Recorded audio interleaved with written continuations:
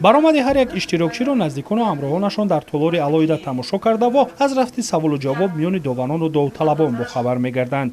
ин шароит ҳам ба хотири таъмини шаффофият ва дарёфти воқеан истеъдодҳои нодир рӯи даст гирифта шудааст. барои муайян намудани ғолибони имсолаи озмуни ҷумҳуриявии фуруғи субҳи донои китоб аст рӯзҳои ба шумор боқӣ мондааст ва аз миёни 510 нафар иштирокчии ғолибон дарёфту мукофотонида мешаванд. ба хотири соҳибҷоиза гардидан дар ин сабқат хонандагони сину соли гуногун, ҷавонон, кормандони касбу кори гуногун, хулас ҳар нафаре ки ба китобдорӣ ва китобхонӣ бастагӣ дорад талош доранд.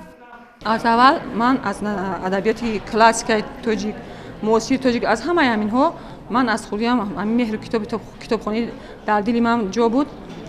аз ҳамаи новобаста аз кадом миллат, халқият, нависандагон ва шоирони классик, муосир, аз ҳамаи онҳо ман мутолиа менамудам ва дар ҳамин ҷо мақсад гузоштам ки бигзор хайку боз як бор худамро дар номинатсияи адабиёти ҷаҳон бисанҷам ва бисёртар боз ба адабиёти ҷаҳон рӯ биёрам, чи адабиёти ғарб, чи адабиёти шарқ, чи адабиёти рус, бисёртар боз аз онҳо мутолиа намуда малакаи дониши худро боз бисёртар намоям.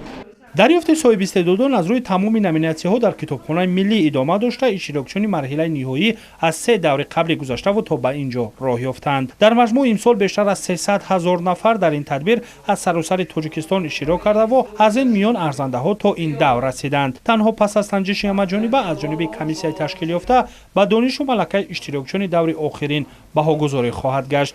миёни довталабони шоҳҷоизаи ин тадбир рӯзи 13 декабр озмун баргузор карда мешавад ки талабот нисбат ба дигар даврҳо ин ҷо зиёду саволу ҷавоб ҳам бештар мешавад.